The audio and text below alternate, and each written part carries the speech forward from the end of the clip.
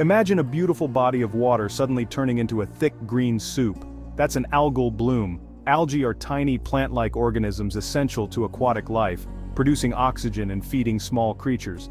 Normally their numbers are kept in check, but sometimes conditions allow them to multiply explosively. This rapid growth forms dense mats that can be green, blue-green, red, or brown, depending on the algae. It's a dramatic sign that something is out of balance in the water. Algae thrive on sunlight and nutrients, especially nitrogen and phosphorus. These nutrients often come from farm runoff, wastewater, and industrial discharge. Slow-moving or stagnant water helps blooms form and persist. Not all algal blooms are harmful, but many are. These are called harmful algal blooms, or HABs. Some algae produce toxins dangerous to wildlife, pets, and people. Even non-toxic blooms can devastate ecosystems by using up oxygen as they decompose. This creates dead zones where aquatic life suffocates. Fish and other creatures can't survive in these oxygen-starved waters. The result is a silent crisis beneath the green surface. Understanding algal blooms is the first step to protecting our waterways. Let's see how this plays out in one of the world's most unique coastal regions. Welcome to South Australia, a land of dramatic contrasts and a spectacular coastline. Stretching over 5,000 kilometers, this coast is a mix of cliffs, sandy beaches, and sheltered bays. It's vital for industries like fishing, aquaculture, and tourism. Think Coffin Bay oysters and southern rock lobster. Tourists flock here for the natural beauty of places like the Fleurieu and Eyre peninsulas. The Great Australian Bights waters are home to southern right whales, sea lions, dolphins, and vast seagrass meadows. These meadows are nurseries for fish and help keep the water clean. The region's biodiversity is a global treasure, deeply intertwined with local communities. The health of the ocean directly affects jobs, food, and recreation.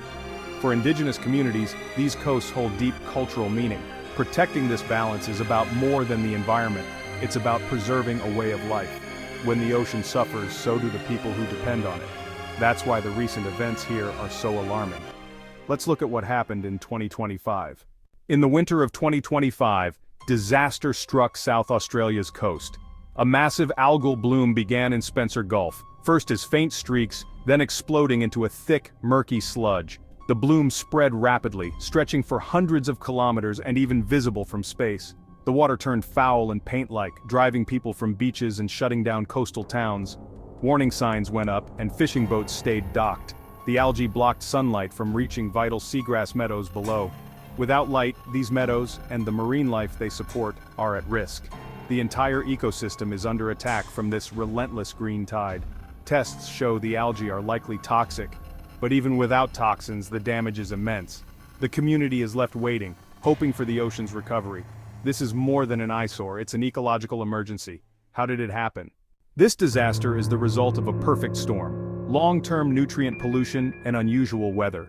Decades of nitrogen and phosphorus runoff from farms and wastewater have built up in the gulfs. These nutrients create a bank in the sediments, ready to fuel blooms when conditions are right. This year, a dry, mild autumn and calm, sunny winter provided the trigger. Calm seas and abundant sunshine let algae multiply unchecked. Climate change is making these events more likely, with warmer seas and changing rainfall patterns. More nutrients, warmer water, and less mixing all favor algal blooms. The 2025 event is a warning of what's to come if we don't act. Let's see how the bloom's impact rippled through the region. The bloom's impact is devastating at every level. As algae die and decompose, they consume oxygen, creating underwater dead zones. Fish, crabs, and other creatures suffocate. Mass fish kills are already being reported. Seagrass meadows, the foundation of the marine ecosystem, are dying without sunlight. Their loss means fewer fish, more coastal erosion, and a long-term decline in ocean health. Seabirds lose their food source, and some become sick from toxins. Sea lions and dolphins have fled the area in search of clean water. The entire food web is unraveling. For people, the economic and emotional toll is huge. Fishing and aquaculture have stopped. Oyster and mussel farms can't harvest. Tourism has collapsed, and families are losing income. The ocean is part of local identity. Seeing it sick is heartbreaking. But the fight back has begun.